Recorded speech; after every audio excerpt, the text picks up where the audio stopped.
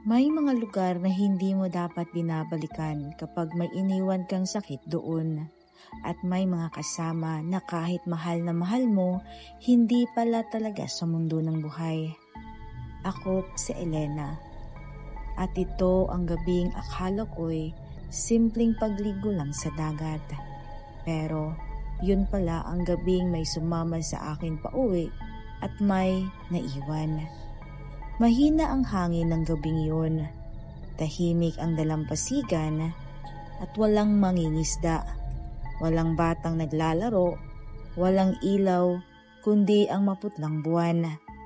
Kasama ko ang aso ko. Ito ay si Bantay. Hindi siya ordinaryong aso. Mula nang mamatay ang kapatid ko, siya na lang ang natira sa akin. Kapag umiyak ako, uupo lang siya sa harap ko.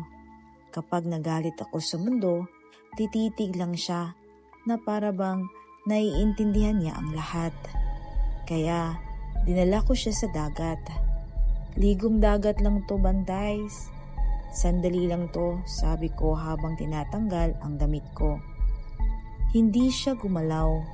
Nakatayo lang siya sa buhangin, nakatingin sa dagat na para bang may masama siyang nararamdaman. Humakbang ako papasok sa tubig. Napakalamig, mas malamig kaysa dati.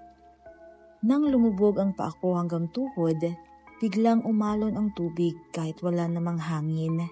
At doon ko unang narinig, Elena. Mahina ang tinig, parang bulong na galing sa ilalim ng dagat. Napalingon ako, pero wala namang tao. Elena, wag ka na.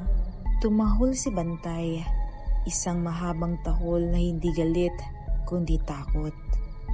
May tao ba dyan? Sigaw ko. Walang sumagot. Humakbang pa ako at hanggang bewang na ang tubig. Bigla na lang may humawak sa paa ko. At hindi yun kamay ng tao. Napakalamig, napakadulas. Parang balat na matagal nang nababad sa tubig. At sa isang iglap, tumalon si Bantay sa dagat. Hinila ang damit ko pabalik sa buhangin. Malakas ang alon na parang may galit na galit sa ilalim. Pag-angat ko ng ulo, may nakita akong anyo ng tao sa tubig. Nakatayo lang siya. Basa ito, muputla, at may sugat sa dibdib. Kilalang kilala ko ang mukha. Kapatid, bulong ko. Ngumiti siya. Pagod ka na, Elena. Halika na. Sumama ka na sa akin, sabi niya. Nanlambot ang tuhod ko. Isang hakbang na lang sana papasok ako sa dagat nang biglang humarang si Bantay sa harap ko. Tumahol siya ng malakas, pero hindi yung tahol ng aso. Parang sigaw ng tao. Hindi kanya kukunin. Nanigas ako sa narinig ko. Unti-unting nagbago ang anyo ni Bantay. Ang balahibo niya ay parang usok na naglaho. Ang mga mata niya, mata na ng tao. Puno ng lungkot at pagmamahal. Sa harap ko ngayon ay isa ng lalaki.